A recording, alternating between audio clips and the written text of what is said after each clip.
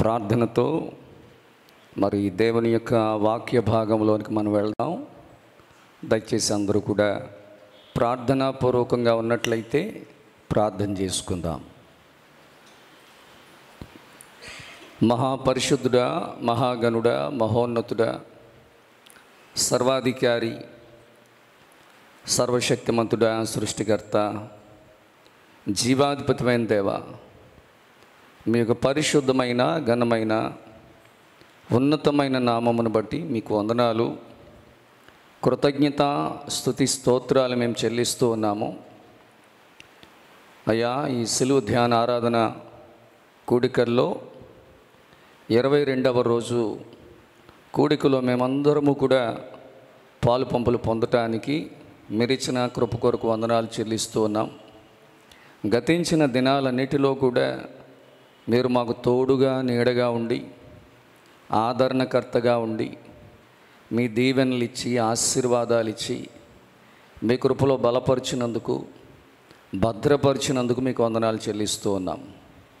అయ్యా, ఈ సమయంలో మరొక అవకాశం మీరు మాకు ఇచ్చారు.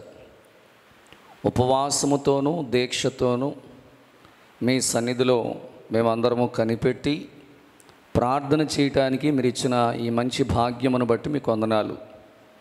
ఇంతవరకు పాటలు పాడి స్తుతులు చెల్లించి ఆరాధన చేసి మీ నామమును మహిమపరిచే భాగ్యమును మాకు ఇచ్చినందుకు వందనాలు.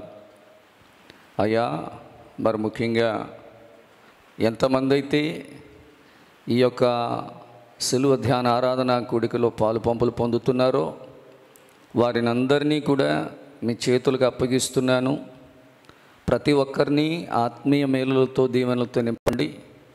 మీ పరిశుద్ధాత్మ శక్తితో వారిని నింపి బలపరచమని కోరి ప్రార్థన చేస్తున్నాను. లైవ్ ద్వారా ఎంతమంది కార్యక్రమంలో పాలు పంపులు పొందుతున్నారో వారిని కూడా ప్రత్యేకంగా దీవించమని, ఆశీర్వదించమని కోరి ప్రార్థన చేస్తున్నాను తండ్రి. అన్ని విధాలుగా సహాయం చేయండి. మీ ఆత్మకార్యాలు జరిగించండి. మీ కృపలో బలపరచండి. మీ కృపలో భద్రపరచండి.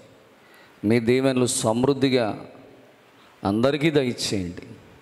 మీ దీన సేవకుడైన నన్ను మీ సిలువ చోటును మరుగుపరిచి మీ పనిముట్టుగా, మీ పాత్రగా, మీ బోరుగా వాడుకొని సమస్త మహిమ, ఘనత, ప్రభావాలు మీరే పొందుకోమని యేసు నామములో అడిగి వేడుకొంచున్నాను పరమ తండ్రి. ఆమేన్. హల్లెలూయా. దేవునికి మహిమ కలుగునుగాక. స్తోత్రం చెప్దాం అందరూ కూడా. హల్లెలూయా. ప్రియులరా, దేవుని పిల్లలరా, ఈ సమయంలో పరిశుద్ధ బైబిల్ గ్రంథము నుండి దేవుని యొక్క వాక్యాన్ని మనం చదువుకుందాము. మార్కు సువార్త 5వ అధ్యాయము, మార్కు సువార్త 5వ అధ్యాయము 26వ వాక్యాన్ని ఈ సమయంలో చదువుకుందామండి. తనకు కలిగినదంతయు వ్యయము చేసుకొని ఎంత మాత్రమును ప్రయోజనము లేక మరింత సంకటపడెను. అలాగే అపోస్తలుల కార్యాల గ్రంథం 4వ అధ్యాయము 32 నుంచి కూడా కొన్ని మాటలు చదువుకుందాం. విశ్వసించిన వారందరూ ఏక హృదయమును ఏకాత్మను గలవారై ఉండి ఎవడును తనకు కలిగిన వాటిలో ఏదియూ తనదని అనుకొనలేదు. వారికి కలిగినదంతయు వారికి సమ్మిష్టిగా ఉండెను. ఇదియును గాక అపోస్తలులు బహు బలముగా ప్రభువైన యేసు పునరుత్థానమును గూర్చి సాక్ష్యం ఇచ్చిరి. దైవకృప అందరి యందు అధికముగా ఉండెను. భూములైనను ఇండ్లైనను కలిగిన వారందరూ వాటిని అమ్మిన వాటి వెల తెచ్చి అపోస్తుల పాదముల యొద్ద పెట్టుచూ వచ్చిరి. వారు ప్రతి వానికి వాని వాని అక్కర కొలది పంచిపెట్టిరి గనుక వారిలో ఎవరికిని కొదువ లేకపోయేను. దేవునికి స్తోత్రం కలుగునుగాక.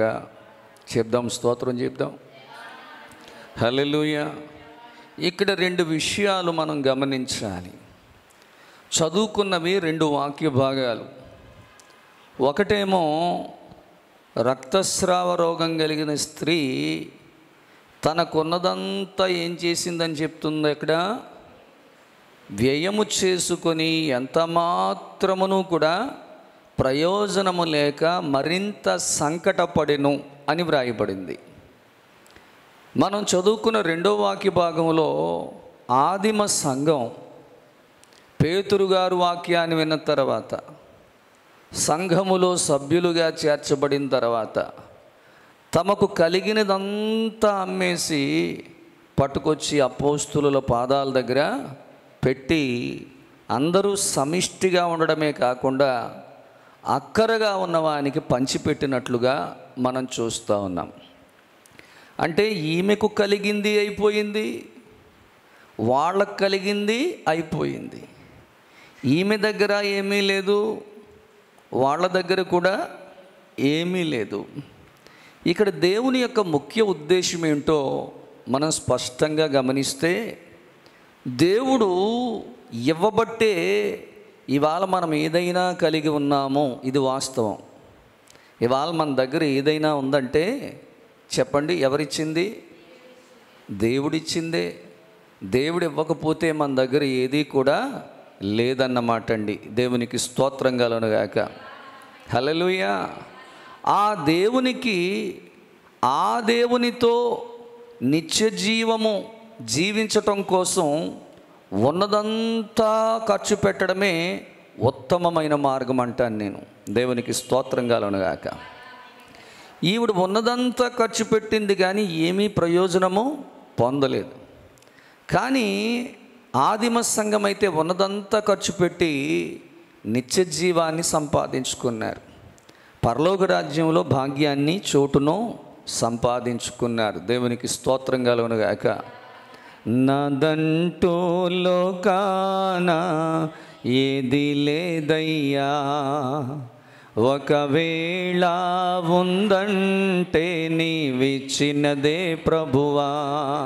నాదంటూ లోకాన ఏది లేదయ్యా, ఒకవేళ ఉందంటే నీవిచ్చినదే ప్రభువా.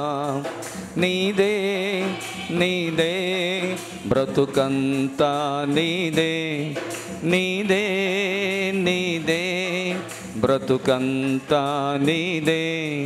నాదంటూ లోకాన ఏది లేదయ్యా, ఒకవేళ ఉందంటే నీవిచ్చినదే ప్రభువా.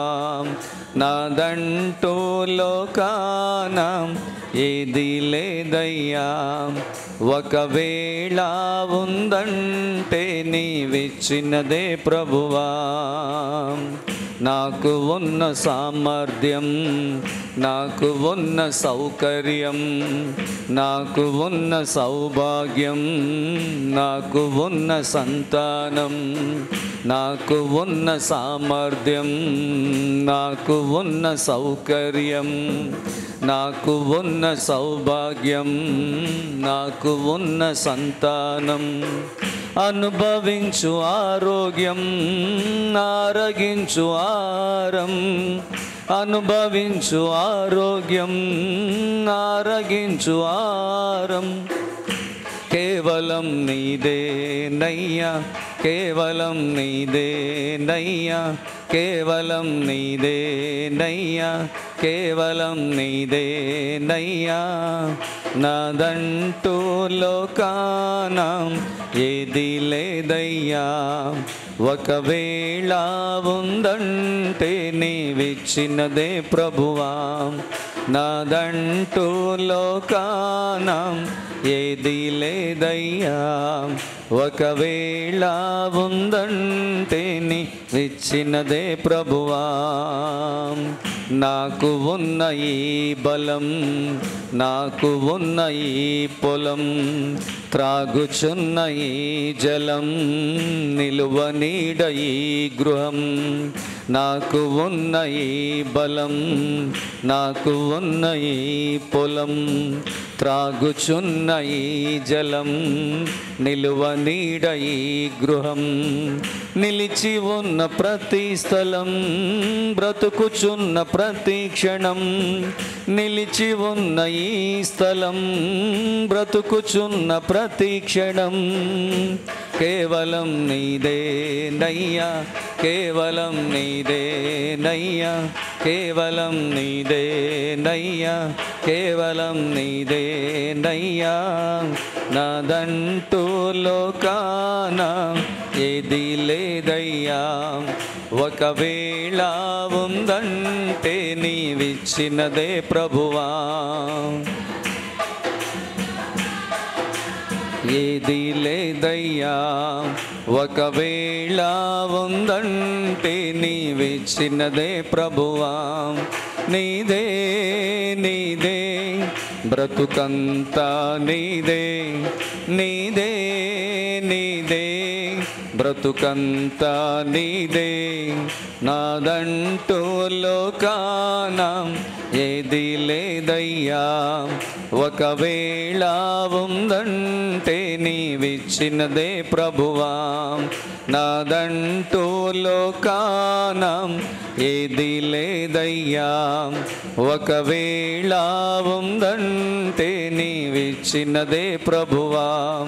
నీదే నీదే బ్రతుకంతా నీదే, నీదే నీదే బ్రతుకంతా నీదే, నీదే నీదే బ్రతుకంతా నీదే, నీదే నీదే బ్రతుకంతా నీదే.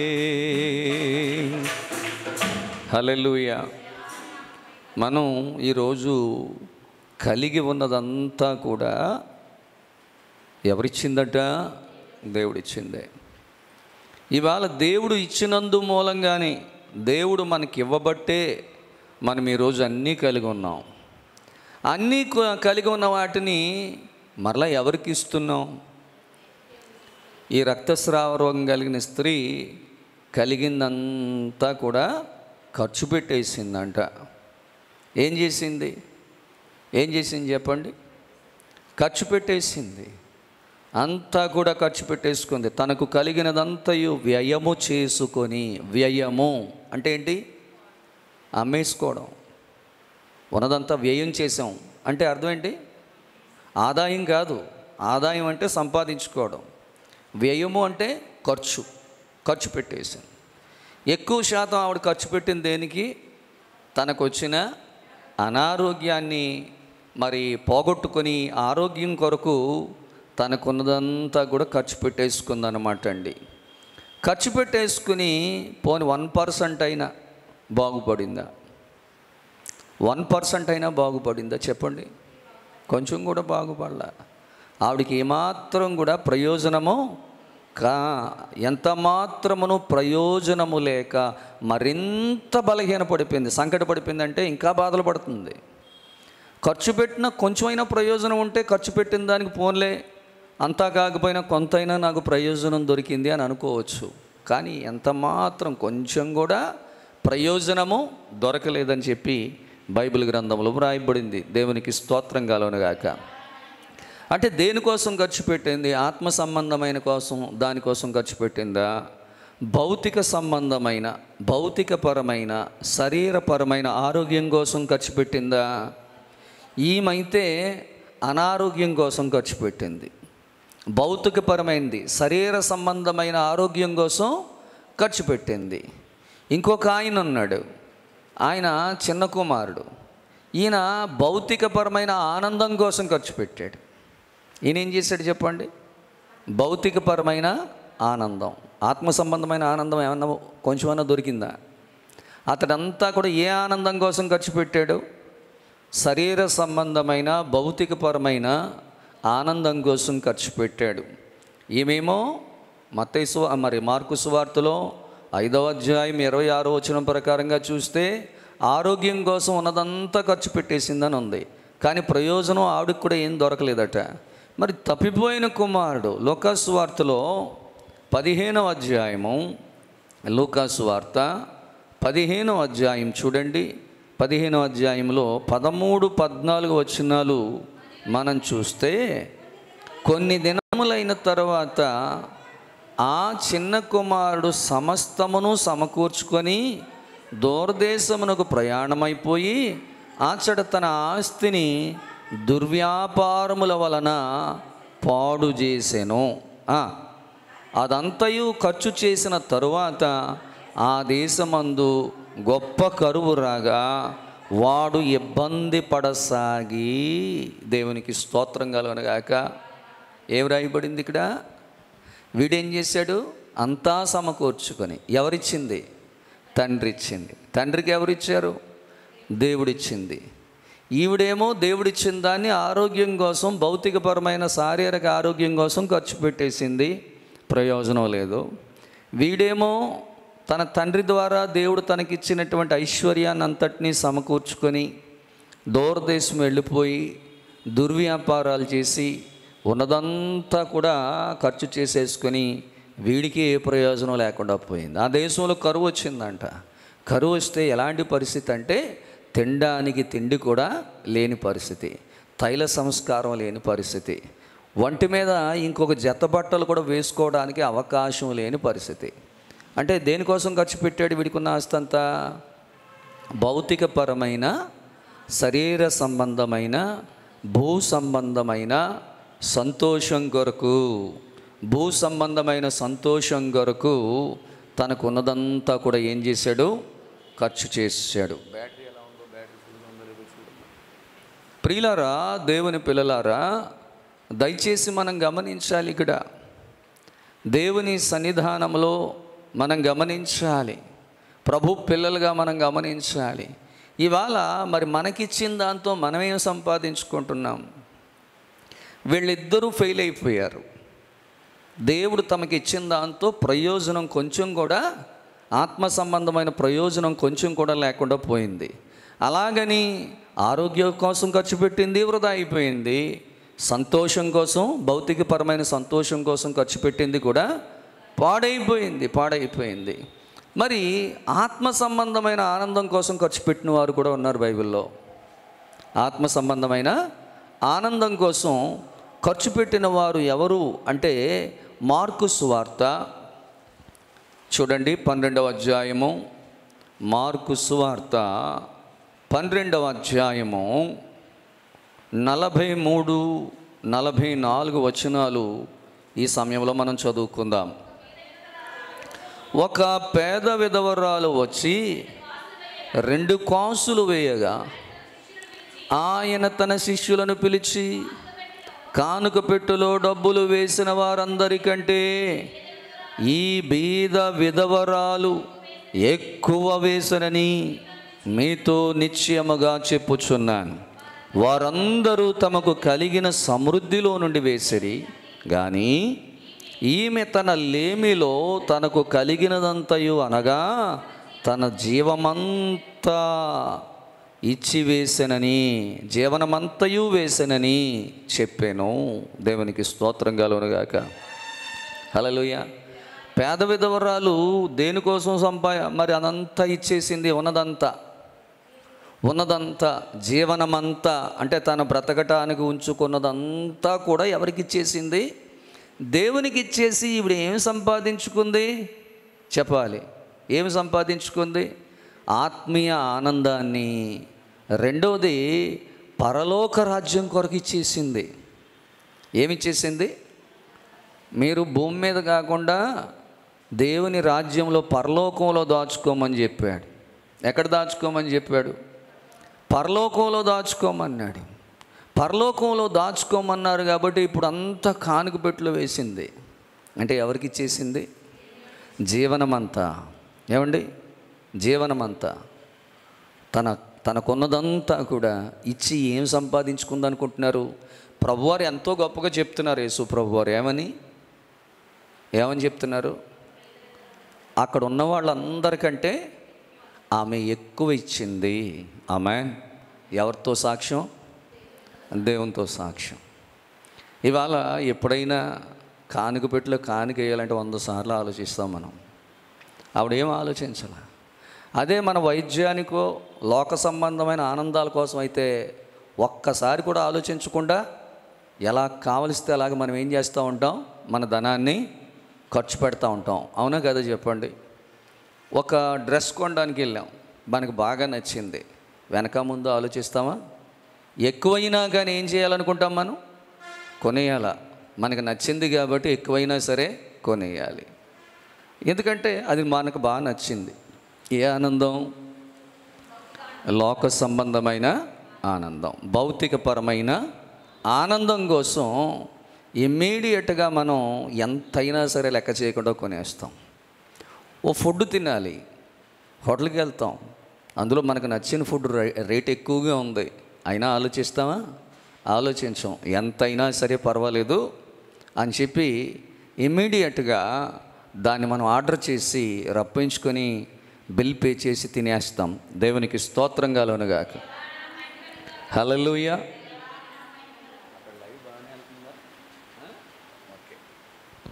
ప్రియులారా, దేవుని పిల్లలారా, మనం గమనించాలి.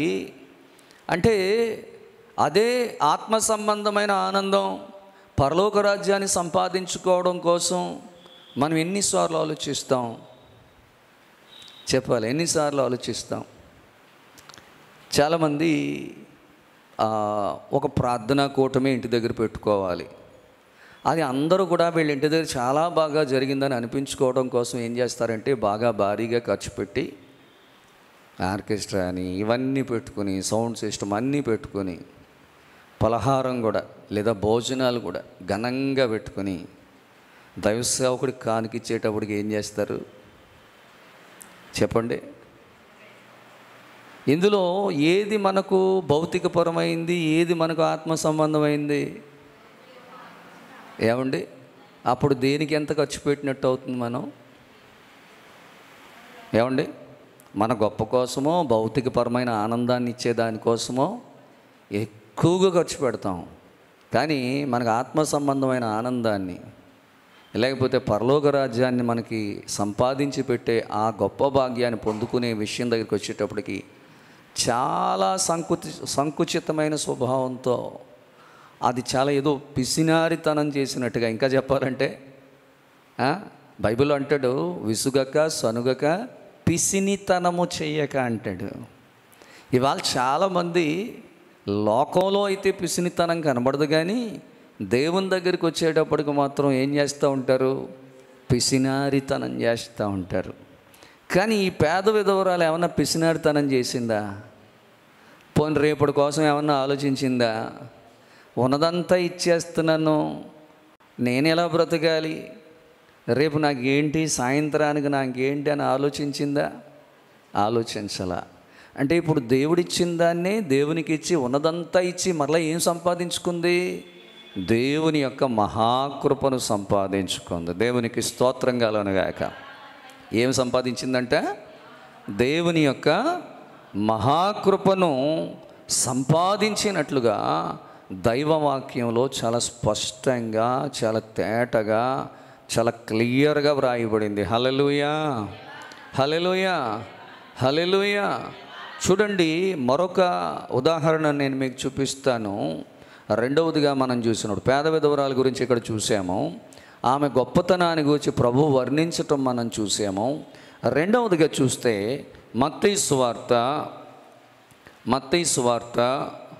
13వ అధ్యాయము, మత్తయి సువార్త 13వ అధ్యాయము 46వ వాక్యాన్ని చదువుకుందాం. చూడండి, అతడు అమూల్యమైన ఒక ముత్యమును కనుగొని పోయి తనకు కలిగినదంతయు అమ్మి దానిని కొనును, మరియు పరలోక రాజ్యం, ఇందుకీ పైన 40 చదువుదాం. మరియు పరలోక రాజ్యము మంచి ముత్యములను కొనవెదుకుచున్న వర్తకుని పోలి ఉన్నది. పరలోక రాజ్యం ఎటువంటిదంటే ఒక మంచి ముత్యం లాంటిది. ఇప్పుడు ఈ వర్తకుడు అమూల్యమైన ఒక ముత్యాన్ని కనుగొని తనకున్నదంతా అమ్మేసి ఆ ముత్యాన్ని కొన్నాడు. అంటే ఏం సంపాదించుకున్నాడు? పరలోక రాజ్యాన్ని. పరలోక రాజ్యం దేనితో పోల్చబడింది? ఒక మంచి ముత్యం. ఇప్పుడు ఆ మంచి ముత్యం కోసం తనకున్నదంతా ఇచ్చేశాడట. అది అమూల్యమైన ముత్యం. చెప్పండి ఏంటది? చాలా విలువైంది, చాలా చాలా విలువైంది. అంటే పరలోక రాజ్యాన్ని సంపాదించడం కోసం తనకున్నదంతా ఖర్చు పెట్టేశాడు, తనకున్నదంతా వెచ్చించాడు అని చెప్పి బైబిల్ గ్రంథం సెలవిస్తూ ఉంది. దేవునికి స్తోత్రం కలుగునుగాక. హల్లెలూయా. పేద విధవరాలు ఉన్నదంతా ఇచ్చింది. అలాగే ముత్యాల వ్యాపారి కూడా ఏం చేశాడు? అమూల్యమైన ముత్యం కోసం తనకున్నదంతా వెచ్చించి, అంటే ఖర్చు పెట్టి, తనకున్నదంతా ఇచ్చేసి ఏం సంపాదించుకున్నాడట? పరలోక రాజ్యాన్ని పోలి ఉన్న ముత్యాన్ని అంటే పరలోక రాజ్యాన్ని సంపాదించుకున్నాడు. పరలోక రాజ్యాన్ని సంపాదించుకున్నాడు. ప్రియులరా, దేవుని పిల్లరా, కలిగి ఉన్నది ఏది ఆయన లేకుండా కలగలేదు. ఇవాళ మనం ఏదైనా కలిగి ఉన్నామంటే అది దేవుడు మనకిచ్చిందే అనే విషయం మనకి తెలుసు కూడా భౌతికపరమైన ఆరోగ్యం కోసం, భౌతికపరమైన ఆనందం కోసం, భౌతికపరమైన సుఖ సౌఖ్యాల కోసం, సుఖభోగాల కోసం మనం ఉన్నదంతా ఖర్చు చేసి ప్రయోజనం లేకుండా ఉంటున్నాం. కానీ అసలు నిజమైన ప్రయోజనకరమైంది ఏది? నిజంగా మనకు ప్రయోజనకరమైంది ఏంటి చెప్పండి? దేవుని రాజ్యం, పరలోక రాజ్యం. అది గుర్తించినటువంటి వారిని ఆత్మీయులు అందామా? ఆత్మ సంబంధులు అందామా? గుర్తించిన వారిని. ఏది ఆత్మ సంబంధమైంది, ఏది భౌతిక సంబంధమైంది, శరీర సంబంధమైంది ఏంటి, ఆత్మ సంబంధమైంది ఏంటి? ఇప్పుడు రక్తస్రావ రోగం కలిగిన స్త్రీ గుర్తించిందా? లేదు, గుర్తించలేదు. ఉన్నదంతా ఖర్చు పెట్టి ఆఖరికి ఫ్రీ ట్రీట్మెంట్కి వచ్చింది. ఎక్కడికి? అప్పుడైనా ఏమైనా దేవునికి ఏమైనా ఇచ్చిందా? దేనికి వచ్చింది? Free treatment. అంటే దేవుడికంటూ తను ఏమీ ఇవ్వలా, ఉచితంగానే పొందుకుంది. తర్వాత ఈ చిన్న కుమారుడు ఉన్నదంతా కూడా దేనికి ఖర్చు పెట్టేశాడు? భౌతికపరమైన ఆనందం కోసం, సంతోషం కోసం ఖర్చు పెట్టాడు. తిరిగి తండ్రి దగ్గరికి వచ్చేటప్పటికి వీడి దగ్గర ఏమైనా ఉందా? వీడి దగ్గర అనా పైసా కూడా లేదు, వీడి దగ్గర ఏమీ లేదు. అయినా తండ్రి ప్రేమతో చేర్చుకున్నాడు. దేవునికి స్తోత్రం కలుగునుగాక. మనం కూడా ఏమనుకుంటున్నాం అంటే ఉన్నదంతా లోకంలో ఖర్చు పెట్టేసి దేవుడి దగ్గరికి వచ్చే మాత్రం అన్నీ ఫ్రీగా పొందుకోవాలని చూస్తున్నాం మనం. కానీ ఈ పేద విధవరాలు ఉందే, అబ్బా ఎంత ధన్యురాలు, ఇవాళ నా దగ్గర ఈ 2 కాసులు ఉన్నాయంటే దేవుడు ఇచ్చింది అని సంతోషంగా దేవునికి ఇచ్చి భౌతికపరమైన ఆహారం కోసమో ఆరోగ్యం కోసమో ఆలోచించకుండా ఆత్మ సంబంధమైన ఆనందాన్ని, దేవుని రాజ్యాన్ని సంపాదించుకుంది, దేవుని రాజ్యంలో చోటు సంపాదించుకుంది. అలాగే ఈ వ్యాపారి కూడా తనకున్నదంతా వెచ్చించి మరి ఎంతో విలువైన అమూల్యమైన ముత్యాన్ని కొనుగోలు చేశాడు. అంటే పరలోక రాజ్యాన్ని సంపాదించుకున్నాడు. దీన్ని బట్టి మనం అర్థం చేసుకోవాల్సింది ఏంటంటే ఏది ప్రాముఖ్యమైంది మనం గుర్తించడం లేదు, మనం సరిగా ఆలోచించట్లేదు. ఎంతసేపు మన ఆలోచనలు, మన తలంపులు భౌతిక పరంగానే ఉన్నాయి, భూ సంబంధంగానే ఆలోచిస్తున్నాం. ఆత్మ సంబంధంగా మనం ఏమాత్రం కూడా ఆలోచించటం లేదని చెప్పి నేను ప్రభు పేరిట మరొక్కసారి మీ అందరికీ తెలియజేస్తూ ఉన్నాను. దేవునికే మహిమ కలుగునుగాక. హల్లెలూయా, హల్లెలూయా. ఇప్పుడు సత్యాన్ని అమ్మివేయొద్దు అంటాడు. ఎవరి సత్యం? యేసు ప్రభువు వారే సత్యం. సత్యమును అమ్మివేయక కొనుక్కునుంచుకోమని చెప్పి సామెతల గ్రంథంలో 23వ అధ్యాయము చూడండి. సామెతల గ్రంథము 23వ అధ్యాయాన్ని చూద్దాం ఒకసారి. 23వ అధ్యాయము 23వ వచనం చదవండి ఒక్కసారి. సామెతల గ్రంథము 23వ అధ్యాయము 23వ వచనం. సత్యమును అమ్మివేయక దాని కొని ఉంచుకొనుము, జ్ఞానమును ఉపదేశమును వివేకమును కొని ఉంచుకొనుము. ఇక్కడ సత్యం అంటే ఎవరు? ఇక్కడ యేసు ప్రభు వారు ఏం చెప్పారు? ఐ ఆమ్ ద ట్రూత్, నేనే సత్యం. ఇప్పుడు ఎవరిని కొనుంచుకోవాలి మనం? ఇప్పుడు 2 కాసులు ఇచ్చి ఏం కొనుక్కుందామే? ఏమండి, ముత్యాల వ్యాపారి ఏం కొనుక్కున్నాడు? ఎవరిని కొనుక్కొని ఉంచుకున్నాడు? ఇవాళ మనం ఏం కొనుక్కుంటున్నాం చెప్పాలి? మనం ఏం కొనుక్కుంటున్నామండి? మనం ఏం సంపాదించుకుంటున్నాం? ఒక్కసారి ఆలోచన చేయండి. అసలు ఆ పేద విధవరాలు ఆమె ఆలోచించిన ఆత్మీయ స్థితికి ఏమన్నా కొంచెమన్నా మనం దగ్గరగా ఉన్నామా? చెప్పండి, కొంచెమైనా దగ్గరగా ఉన్నామా? ఆవిడికి మనకు ఆవిడ అందనంత దూరంలో ఉంది. ఇంకా చెప్పాలంటే అందనంత ఎత్తులో ఉంది. ఏ విషయంలో? సత్యాన్ని సంపాదించుకునే విషయంలో, ప్రభువును సంపాదించుకునే విషయంలో చాలా ఎత్తుకే దిగిపోయింది. చూడ్డానికే పేదరాలు, కానీ దేవునికి చాలా దగ్గరగా ఉంది. మనం చూడ్డానికి ఆవిడికంటే ధనవంతులమే, కానీ చాలా దూరంగా ఉన్నాం. ఎవరికి? దేవునికి చాలా చాలా చాలా దూరంగా ఉన్నాం. నా ప్రియమైన వారులారా, దేవుని పిల్లలారా, అందుకని సత్యాన్ని అమ్మేయద్దు. ఇవాళ మన పనిపాట్ల కోసమో మరొకటి కోసమో లోక సంబంధమైన ఆనందం కోసమో ఎవరిని కోల్పోతున్నాం? మనం సత్యమైన క్రీస్తును కోల్పోతున్నాం. ప్రభువును సంపాదించుకోవాల్సిన మనం ప్రభువును కోల్పోతున్నాం, పోగొట్టుకుంటున్నాము. సత్యము అంటే బహులోతుగా ఉంది అంటాడు ప్రసంగి గ్రంథంలో 7వ అధ్యాయము 24వ వచనంలో చూస్తే, ప్రసంగి గ్రంథం 7వ అధ్యాయము 24వ వాక్యం చూడండి. సత్యమైనది దూరముగాను బహులోతుగాను ఉన్నది, దానిని పరిశీలన చేయగలవాడెవడు? సత్యం ఎక్కడుంది?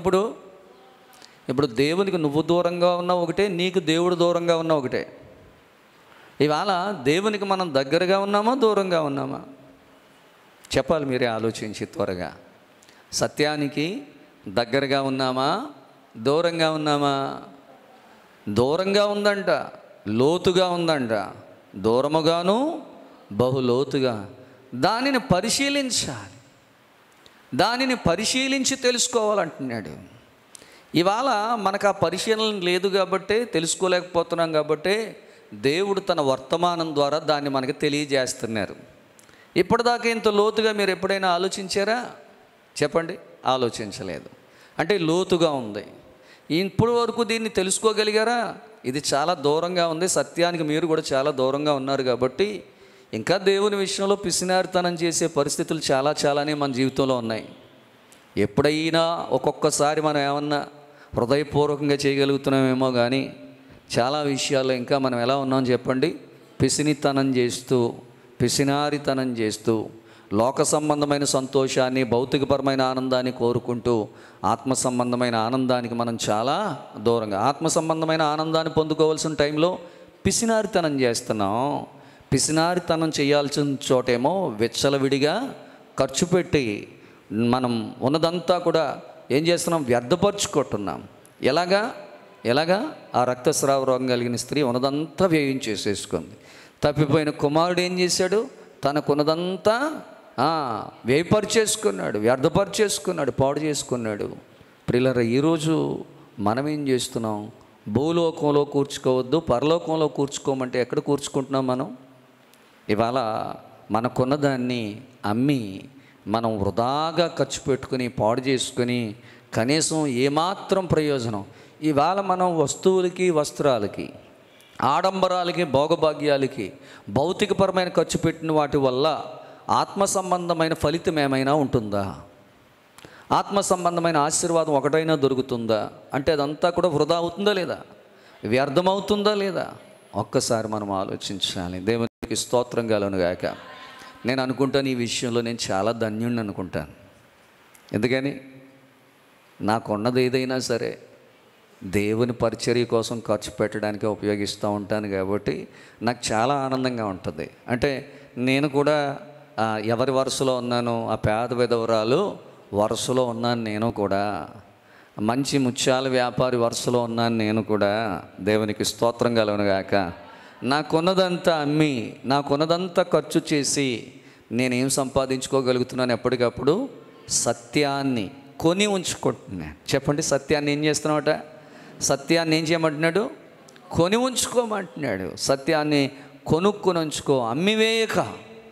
నువ్వు సంపాదించుకున్న తర్వాత దాన్ని ఏం చేయొద్దు, అమ్మివేయకుండా ఉంచుకుంటే దాని యొక్క ప్రయోజనం అంతా ఇంత కాదని చెప్పి ప్రభు పేరుడు తెలియజేస్తా ఉన్నాను. అలాగే లూకా సువార్తలో 17వ అధ్యాయం చూడండి.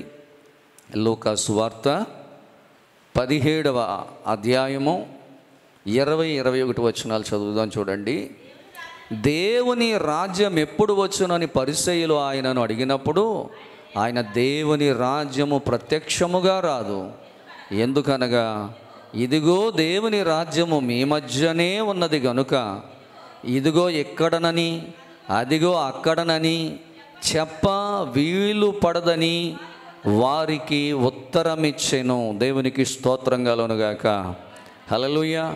దేవుని రాజ్యం ఎప్పుడు వస్తుంది అని పరిచయాలు అడుగుతుంటే అప్పుడు ప్రభు అంటున్నారంట, దేవుని రాజ్యం ప్రత్యక్షంగా ఏమీ రాదు, ఎందుకంటే ఇదిగో దేవుని రాజ్యము మీ మధ్యలోనే ఉంది, ఇదిగో అక్కడనని ఇదిగో ఎక్కడనని చెప్పటానికి ఎంత మాత్రం కూడా వీలు పడదు, కుదరదు అని చెప్పి పరమ తండ్రి చక్కగా చెప్తా ఉన్నారు. ఎక్కడుంది? మన మధ్యలో ఉంది. దాన్ని ఇచ్చి మనం సంపాదించుకోవాలి. మన మధ్యలో ఉన్న దేవుని రాజ్యాన్ని మనం ఏం చేయలేకపోతున్నాం. ఆయనకేమో ముత్యం రూపంలో కనిపించింది, ఈవిడికేమో కానుక రూపంలో కనిపించింది. కానుక పెట్టెలో వేస్తే దేవుని పరిచర్యకి అది ఉపయోగపడుతుంది. కాబట్టి నేనేం సంపాదించుకోవచ్చు? దేవుని రాజ్యాన్ని, సత్యాన్ని నేనేం చేయొచ్చు? సంపాదించుకోవచ్చు. ఎక్కడో లేదు, మన మధ్యలోనే ఉంది. ఇంత దేవుని పరిచర్య ఉంది, దానికి మనం ఏం చేస్తున్నాం? పిసినారితనంగానే చేస్తున్నాం, కానీ హృదయపూర్వకంగా ఎవరూ కూడా చేయలేకపోతున్నాం. ఆఖరికి దేవునిది అని చెప్పబడిన దశమ భాగాన్ని కూడా మనం ఏం చేస్తున్నాం? ఈరోజు దొంగిలిస్తున్నాం. ఇవాళ నీ భర్త మంచి ఉద్యోగం చేస్తున్నాడు, వ్యాపారం చేస్తున్నాడు, వ్యవసాయం చేస్తున్నాడు, పనిపాట్లు చేస్తున్నాడు. నీ పిల్లలు కూడా వ్యాపారం చేస్తున్నారు, లేదా ఉద్యోగం చేస్తున్నారు, పనిపాట్లు చేస్తున్నారు. కనీసం దానిలో నీకు పాడి ఉంది, పంట ఉంది, పాడిలో నుంచి కానీ పంటలో నుంచి కానీ ఎప్పుడైనా ప్రథమ ఫలం కానీ లేకపోతే 10వ భాగాన్ని కానీ దేవునికి ఇస్తున్నావా? అరే అంత ఇచ్చేస్తే దేవుడు ఏం చేసుకుంటాడు అన్నట్టుగా మనం దాంతో ప్లాన్స్ చేసుకుంటాం. ఇది పోగు చేసి ఇది కొనాలి, ఇది పోగు చేసి అది కొనాలి, ఇది పోగు చేసి ఇంకోటి ఏదో కొనాలి, ఇలా అనుకుంటున్నాం తప్ప మనం ఏం సంపాదించుకుంటున్నాం? ఇప్పుడు భౌతికపరమైన ఆనందం కోసమే, ఆరోగ్యం కోసమే మరి వాళ్ళంతా ఖర్చు పెట్టారు. ఏమంటున్నాడు అక్కడ? ప్రయోజనము ఏమీ లేదు. వ్యయమైపోవడం మాత్రం జరిగిపోయింది, ఖర్చు అయిపోవడం మాత్రం జరిగిపోయింది, ప్రయోజనం శూన్యం. ఈమైతే పేద విధవరాలు ఉన్నదంతా ఇచ్చి ఏం సంపాదించింది? పరలోక రాజ్యాన్ని, సత్యాన్ని సంపాదించుకుంది. అమ్మేయలేదు. తనకున్నవి ఆ 2 కాసులైనా ఇవి నాకు దేవుడిచ్చినవే అని నమ్మింది. కానీ ఈరోజు మనకి ఇచ్చింది మనం ఏమనుకుంటున్నాం? నా కష్టార్జితం అనుకుంటున్నాం.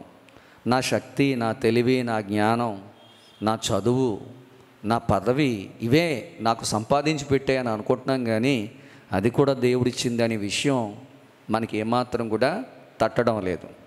ఆఖరికి భర్త నాకు దేవుడిచ్చిన భర్త అంటాం, భార్య నాకు దేవుడిచ్చిన భార్య అంటాం, పిల్లలు నాకు దేవుడిచ్చిన పిల్లలు అంటాం. ఇలాగ భర్త, భార్య, పిల్లలు దేవుడిచ్చిన వాళ్ళు అయితే వాళ్ళు తెచ్చేవన్నీ కూడా ఎవరిచ్చినవి? దేవునికి స్తోత్రం కలుగునుగాక. వారు సంపాదించినవన్నీ కూడా ఎవరిచ్చినవి? దేవుడిచ్చినవే కదా. మరి ఇంకెక్కడి నుంచి వచ్చిందండి? మందంటూ ఏదైనా ఉందా? ఏది కూడా లేదు. నేను అంటాను, దేవునికి ఇవ్వడం వలన, దేవునికి ఇచ్చుట వలన అది దేవుని పని కొరకు ఖర్చు చేయబడుతుంది. కాబట్టి దానివలన తిరిగి మరలా మనం ఏం పొందుకుంటాం? ప్రతిఫలాన్ని పొందుకుంటాం. దేవునికి స్తోత్రం కలుగునుగాక. ఇవాళ మనం కానుక పెట్టెలో వేసేది ఎవరి పరిచర్య ఖర్చు పెట్టబడుతుంది? దేవుని పరిచర్య కొరకు ఖర్చు చేయబడుతుంది. కాబట్టి ఖచ్చితంగా దాంట్లో మనకు ప్రతిఫలం ఉంటుందా లేదా చెప్పండి. మనం దేవునికి ఇచ్చేసాం కాబట్టి అది ఎవరి లెక్కలో ఉంటుంది? దేవుని లెక్కలో. ఖచ్చితంగా గ్లాసుడు మంచినీళ్ళు ఇచ్చినా ఉంటుందని చెప్పగలిగింది, మరి కానుక పెట్లు వేస్తే ఉండదా? ప్రథమ ఫలం కింద ఇస్తే ఉండదా? 10వ భాగం కింద ఇస్తే ఉండదా? చెప్పండి, ఉంటుంది. అందుకని నీ రాబడి అంతటిలో ప్రథమ ఫలం, నీ రాబడి అంతటిలో 10వ భాగం, నీ రాబడి అంతటిలో కృతజ్ఞత కానుక, ఇలాంటివన్నీ కూడా మరి దేవునికి మనం సమర్పించి సత్యాన్ని, దేవుని రాజ్యాన్ని మనం ఏం చేయాలట? సంపాదించుకోవాలి. దేవునికి స్తోత్రం కలుగునుగాక. మనదంటూ సొంతంగా ఏదీ లేదు, కానీ దేవుడిచ్చిన దాన్నే తిరిగి దేవుని రాజ్యం కొరకు ఖర్చు పెట్టడం వల్ల నీతిని సంపాదించుకుంటాం, పరలోక రాజ్యంలో చోటు సంపాదించుకుంటాం. భౌతికపరమైన ఆనందం కాకుండా ఆత్మ సంబంధమైన ఆనందాన్ని, ఆత్మ సంబంధమైన ఆశీర్వాదాన్ని, ఆత్మ సంబంధమైన పరలోక రాజ్య భాగ్యాన్ని మనమందరం పొందుకుంటాం. దేవునికి స్తోత్రం కలుగునుగాక. హల్లెలూయా. ఇప్పుడు అపోస్తుల కాలంలో ఆదిమ సంఘం మనం మొట్టమొదటి చదువుకున్నాం కదా. ఆదిమ సంఘం ఏం చేసిందంట? ఏం చేసింది చెప్పండి? తమకున్నదంతా అమ్మి తెచ్చి ఎక్కడ పెట్టారట? అపోస్తుల పాదముల దగ్గర. ఆ వెలంతా, ఆ డబ్బంతా తెచ్చి, వీళ్ళైతే కంప్లీట్గా వాళ్ళ చర స్థిర ఆస్తులను అమ్మేసి తెచ్చేసి ఇచ్చేసారు. ఆమేన్. అంటే ఏం సంపాదించుకోవడానికి? దేవుని రాజ్యం సంపాదించుకోవడానికి. ఇవాళ నేనంటాను, నీకున్న ఆస్తి అంతా అమ్మి ఈ పనంతా చెయ్యొద్దు, కానీ కనీసం దేవునిది దేవునికి ఇవ్వడం, ఏదైనా దేవుని కార్యక్రమానికి అనేటప్పటికీ పిసినారితనంగా కాకుండా హృదయపూర్వకంగా దేవునికి ఇవ్వడం. మన శక్తి కొలిది ఇవ్వాలి. శక్తి లేనప్పుడు ఎలాగ చేయలేం. ఈవిడైతే జీవనమంతా ఇచ్చేసిందంట. ఈవిడైతే ఏం చేసింది? మొత్తం తన జీవితాన్ని ఇచ్చేసింది. తన బ్రతకటానికి కావాల్సింది ఏదైతే ఉందో దాన్ని అంతటినీ దేవుడికి ఇచ్చేయడం వల్ల ఇప్పుడు ఆవిడ బాధ్యత ఎవరి మీద పడింది? గట్టిగా చెప్పాలి. మా అమ్మాయిని నీకు ఇచ్చేసామంటాం పెళ్ళి కొడుక్కి. ఇప్పుడు ఆ బాధ్యత అంతా ఎవరిది? గట్టిగా చెప్పాలి. వారానికి ఇంత, నెలకి ఇంత పంపించండి మామయ్య గారు, మీ అమ్మాయిని బాగా చూసుకుంటానని అంటారు ఎవరైనా? ఇంక పెళ్లి చేసిన తర్వాత ఆ అమ్మాయి బాధ్యత ఎవరిది? భర్తది. అత్తమామలు చూసినా చూడకపోయినా ప్రాముఖ్యమైన బాధ్యత ఎవరిది? భర్తది. ఇప్పుడు తనకు ఉన్నదంతా దేవుడికి ఇచ్చేసిందంటే ఆవిడ బాధ్యత ఎవరిది? దేవునిదే. దేవునికి స్తోత్రం చేయలేందాం. హల్లెలూయా. ఆవిడ బాధ్యత ఎవరు చెప్పండి? ఏమి సంపాదించుకుంది? సత్యాన్ని సంపాదించింది. ఏమి సంపాదించుకుంది? పరలోక రాజ్యంలో ఆ చోటును సంపాదించుకుంది. దేని ద్వారా? తనకు దేవుడిచ్చిన దాన్ని తిరిగి దేవునికి ఇవ్వడం వల్ల. అందుకే అంటాను, నీకు కలిగినదంతా అమ్మి ఏం సంపాదించాలి? ఆత్మ సంబంధమైన ఆశీర్వాదాన్ని, ఆత్మ సంబంధమైన పరలోక రాజ్యాన్ని మనం సంపాదించుకోవాలని చెప్పి ప్రభు పేరు తెలియజేస్తున్నాను. దేవునికి స్తోత్రం కలుగునుగాక. కొంతమంది వాళ్ళు దేవునికి ఇవ్వరు, ఇచ్చేవాళ్ళని ఇవ్వనివ్వరు. అంతేం అక్కర్లేదు. పాపం ఆవిడ ఇద్దామనుకుంటుంది, ఈవిడేమంటుంది తెలుసా? అంతేం అక్కర్లేదు, ఇంత అయితే చాలు. అంటే నువ్వు చెయ్యవు, చేసేవాళ్ళకి చెయ్యనివ్వవు, అడ్డు తగులుతావు. దీనివల్ల ఆ శిక్ష కూడా నీ మీద ఉంటుంది. ఎందుకని? చేసే మనసును నువ్వు చెడగొట్టావు, వాళ్ళని తప్పుదారిలోనికి నువ్వు నడిపిస్తున్నావు, కాబట్టి ఆ శిక్ష కూడా నీకు ఖచ్చితంగా ఉంటుంది. అందుకనే మీ ఇష్టం. ఇంకా చెప్పాలంటే మనల్ని సలహా అడిగితే ఏం చెప్పగలగాలి? ఉన్నతంగా చేయమని చెప్పగలగాలి. మనం ఏం చెప్పగలగాలి చెప్పండి? ఏదైనా దేవునికి ఇచ్చేటప్పుడు మనం ఉన్నతంగా ఇవ్వాలి, ఉన్నతంగా ఇవ్వటం నేర్చుకోవాలని మనం చెప్పడం ద్వారా వాళ్ళు ఉన్నతమైన స్థాయికి ఎదిగారు అనుకోండి, ఆనందమే కదా, ఆనందమే కదా. మంచి ప్రోత్సాహాన్ని ఇస్తుంది ఈవిడ. దేవుడి దగ్గర నీకు ఒక మంచి గుర్తింపు ఉంటుంది. దేవునికి స్తోత్రం కలుగునుగాక. నువ్వు అడ్డుపడుతున్నావు అనుకో, దేవుని దగ్గర నీ సాక్ష్యం చెడిపోతుంది. కాబట్టి ప్రియులరా, దేవుని పిల్లలరా, నేనంటాను, మరి నీవు ఏదైనా చేసి దేవుని నీతిని, దేవుని రాజ్యాన్ని మొదట వెతకాలి. మొదట వెతికితే నీకు కావలసినవన్నీ కూడా ఎవరిస్తారట? దేవుడే ఇస్తారు. అందులో ఏమాత్రం కూడా సందేహమో లేదు అని చెప్పి నేను ప్రభు పేరిట నేను తెలియచేస్తా ఉన్నాను. దేవునికే మహిమ కలుగునుగాక. ఆమేన్, ఆమేన్. ఈరోజు ఒక్కసారి మనసు పెట్టి ఆలోచించండి. ఇవాళ మన దగ్గర ఉన్నది ఏదైనా మన సొంతమా? కాదు కదా. మన దగ్గర ఉన్నదంతా కూడా మనకి ఎవరిచ్చింది? దేవుడిచ్చింది. దేవుడిచ్చిన దాంట్లో భౌతిక పరమైన ఆరోగ్యం కోసం, ఆనందం కోసం, సంతోషం కోసం ఎంత ఖర్చు పెడుతున్నాం? ఆత్మ సంబంధమైన వాటిని సంపాదించుకోవడానికి మనము ఎంత వెచ్చించగలుగుతున్నాం ఒక్కసారి మనసు పెట్టి ఆలోచిస్తే మనం దేవునికి దగ్గరగా ఉన్నామో దూరంగా ఉన్నామో మనకు ఆటోమేటిక్గా అర్థమవుతుంది. ఒకవేళ దూరంగా ఉన్నాము అనిపిస్తే మనం అప్పుడు ఏం చేయాలి? దగ్గర అయ్యే ప్రయత్నం చేయాలి. ఏ విధంగా చేయాలి? మనకున్న దానిలో దేవునికి ఇవ్వడం ద్వారా, ఆత్మ సంబంధమైనటువంటి కార్యక్రమాల కోసం, ఆత్మ సంబంధమైన ఆ సత్యం కోసం, దాన్ని సంపాదించడం కోసం.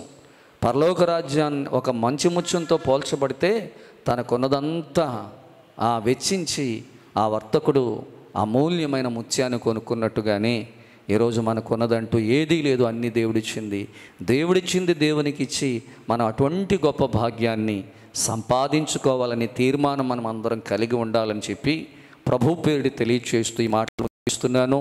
పరిశుద్ధాత్మ దేవుడి మాటలను మనందరి వెనుకడిలో దీవించి ఆశీర్వదించునుగాక. ఆమేన్. ప్రార్థన చేసుకుందామా? దయచేసి మోకరించండి. త్వరగా మనం మోకరించాలి. మోకరించి హృదయపూర్వకంగా దేవుని సన్నిధిలో ఒక్కసారి మనలను మనం పరిశీలన చేసుకుందాం. ఎలా ఉంది నీ స్థితి? ఈరోజు దేవుడు ఇచ్చిన దాన్ని వృధాగా ఖర్చు పెడుతున్నావేమో, ప్రయోజనం లేకుండా పాడు చేసుకుంటున్నావేమో. రక్తస్రావ రోగం కలిగిన స్త్రీ ఉన్నదంతా వేపొచ్చేసుకుంది, ప్రయోజనం కొంచెం కూడా కలగలేదు. తప్పిపోయిన కుమారుడు ఆస్తంతా తీసుకొని దూరదేశం వెళ్ళాడు. అంతా కూడా లోక సంబంధమైన ఆనందం కోసం, సంతోషం కోసం దుర్వ్యాపారాలు చేసి ఉన్నదంతా పాడు చేసుకున్నాడు. తన తండ్రి ఇచ్చిన ఆస్తి వల్ల కొంచెం కూడా ప్రయోజనం అతనికి కలగలేదు. లోక సంబంధమైన ఆనందం కలిగిందేమో, కానీ అది శాశ్వతమైంది కాదు. కరువు వచ్చింది. అతను సంపాదించుకున్న లోక సంబంధమైన ఆనందం అంతా పోయింది. ఇప్పుడు తినడానికి తిండి లేని పరిస్థితి, దుర్భరమైన పరిస్థితులకు మళ్ళీ బాధల్లో పడిపోయాడు, మళ్ళా కష్టంలో పడిపోయాడు, మళ్ళా శ్రమల్లో పడిపోయాడు, మళ్ళీ బాధల్లో పడిపోయాడు. తన ఆస్తి అంతా ఖర్చు పెట్టినా కొంచెం కూడా అతనికి ప్రయోజనకరంగా లేదు. తాత్కాలికమైన ఆనందం కోసం దేవుడు తనకిచ్చిన దాన్ని వృధాగా పాడు చేసుకున్నాడు. ఈరోజు దేవుని దగ్గరికి వచ్చేటప్పటికి మనలో కూడా చాలామంది పిసినారితనం చేస్తున్నారు. ప్రియ తల్లి, చెల్లి, ప్రియమైన అన్న, తమ్ముడు, నువ్వు కూడా పిసినారితనం చేస్తున్నావా?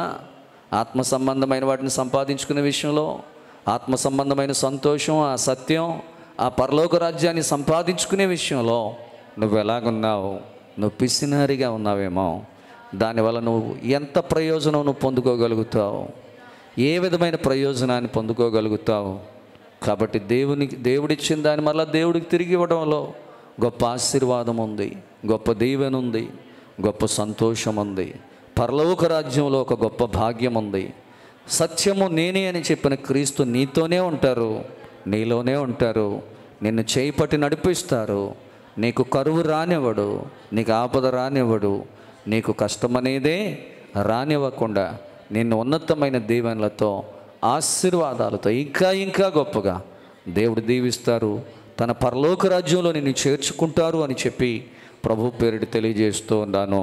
ప్రార్థన చేసుకుందాం. ఒక మంచి తీర్మానంతో ప్రార్థన చేసుకుందాం. అందరూ కూడా ప్రార్థనాపూర్వకంగా ఉందాం. మహాపరిశుద్ధుడా, మహాగణుడా, మహోన్నతుడా, సర్వాధికారి, సర్వశక్తి కలిగిన మా ప్రియమైన యేసుక్రీస్తు ప్రభువా, మీ యొక్క పరిశుద్ధమైన, ఘనమైన, ఉన్నతమైన నామమును బట్టి మీకు వందనాలు, కృతజ్ఞత, స్తుతి, స్తోత్రాలు మేము చెల్లిస్తూ ఉన్నాము.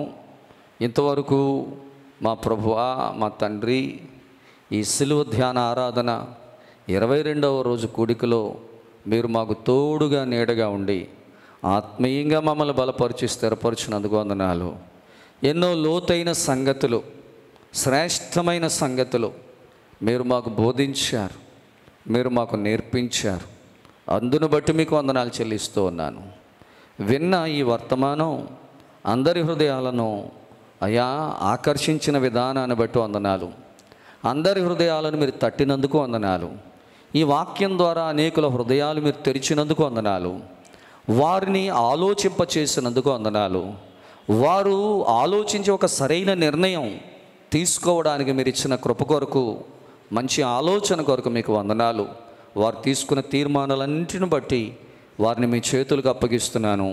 ఇక నుంచి వారు తీసుకున్న తీర్మాన ప్రకారంగా వారు జీవించినట్లుగా మీ శక్తిని దయచేయండి, మీ బలమును దయచేయండి, మీ అభిషేకమును దయచేయండి, మీ ఆశీర్వాదంతో నింపండి. ఏది భౌతికపరమైందో, ఏది ఆత్మ సంబంధమైందో వారు తెలుసుకొని ఇక నుంచి భౌతికపరమైన వాటి కోసం కాకుండా ఆత్మ సంబంధమైన వాటి కోసం తమకు ఉన్నది వెచ్చించి దానిని సంపాదించుకునే ధన్యతను ప్రతి ఒక్కరికి ప్రసాదించమని, సమస్త మహిమ ఘనత ప్రభావాలు మీరే పొందుకోమని, అలాగే బిడ్డలందరికీ నూతన బలము, నూతన శక్తి, నూతనమైన ఆరోగ్యాన్ని దయచేయమని, వారి సమస్యలలోంచి, కష్టాల్లో నుంచి, వ్యాధి బాధ బలహీనతల్లో నుంచి మీరు విడిపించి ఆయుర ఆరోగ్యాలు ఇచ్చి, సంతోషము సమాధానమునిచ్చి, నెమ్మదినిచ్చి మీ కృపలో వర్ధిల్ల చేసి మీరే మహిమ పొందమని రక్షకుడైన యేసుక్రీస్తు వారి పరిశుద్ధ నామములో మిక్కిలి వినయముగా బ్రతిమలాడి వేడుకొనుచున్నాను పరమ తండ్రి. ఆమెన్. మన తండ్రి అయిన యెహోవా యొక్కయు, కుమారుడైన యేసుక్రీస్తు ప్రభువారి యొక్కయు, పరిశుద్ధాత్మ యొక్కయు నామములో మీకందరికీ కృపా సమాధానములు కలుగునుగాక. మీ ఆత్మలకు రక్షణ కలుగునుగాక, మీ మనస్సులకు నెమ్మది కలుగునుగాక, మీ శరీరమునకు స్వస్థత కలుగునుగాక. దేవదేవుడు మిమ్ములను, మీ కుటుంబ సభ్యులను బలపరిచి ప్రభువు యొక్క రెండవ రాకకు, అనంత జీవమునకు దేవుడు మిమ్ములను సిద్ధపరచునుగాక. Amen, amen, amen.